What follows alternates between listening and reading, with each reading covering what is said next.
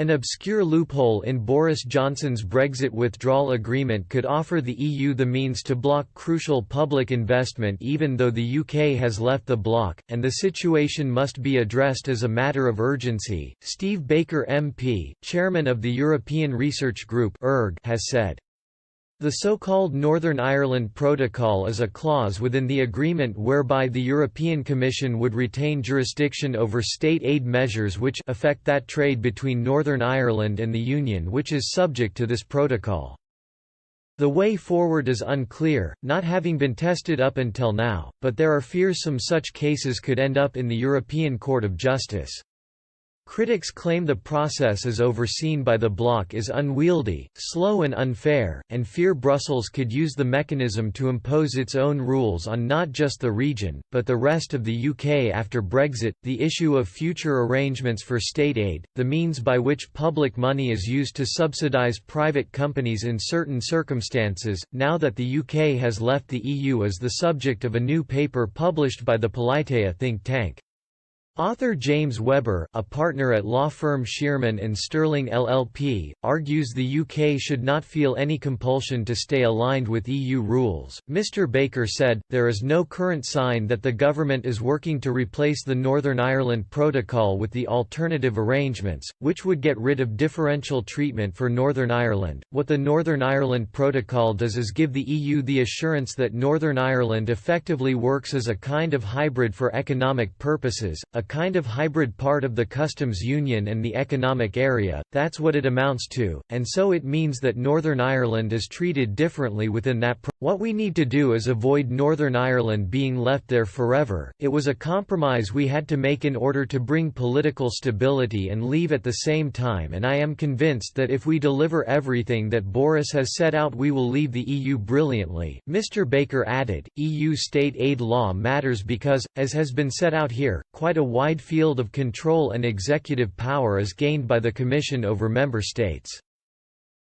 Because the Northern Ireland Protocol potentially extends the sphere of state aid to GB, it's extremely important the government takes seriously not only replacing the protocol as it applies to Northern Ireland for Northern Ireland sake, but also, it deals with the issues raised in this paper to make sure that the whole of the UK escapes the EU state aid rules, otherwise, we are not going to be able to be effectively independent.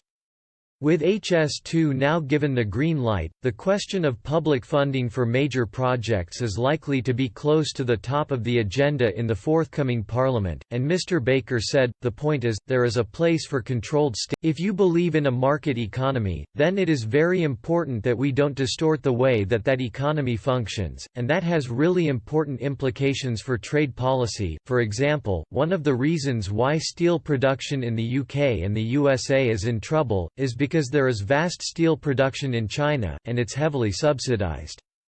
So what this conversation is about today is about how we make sure we have free, fair competition, that we don't export unfair practices, and that we are able to go on as a great neighbor of the EU, but an independent one. Mr. Webber's paper highlights a number of areas of concern, as well as offering solutions including the creation of a legal framework inspired by the World Trade Organization's Subsidies and Countervailing Measures Agreement (CMA). He argues that, in the future, the UK must end EU state aid rules with the transition. There is no good reason to transfer EU state aid rules to a new UK regime. A new system to control wasteful and distorting subsidies would be more efficient and accountable. A CMA which respects both UK sovereignty and EU legal autonomy is perfectly possible, and would ensure a level playing field. Mr. Webber said, quick legislative action is needed to ensure that the ambiguity in the Northern Ireland Protocol is resolved. Any supposed requirement to notify state aid to beneficiaries in Great Britain to the European Commission following the end of transition would be highly damaging to the government's freedom of action in rebalancing the economy. Politeia's director, Dr. Sheila Lawler, added, the UK's economy is based on freedom under laws that emerged over centuries to protect constitutional and economic liberty. EU laws, including state aid rules, should be replaced by our own. There is, however, a grave danger that the EU will use the Northern Ireland Protocol to impose its own state aid rules on the whole of the UK, and so continue to exercise a large measure of control over us. For this reason, it is important that a free trade deal replaces the Northern Ireland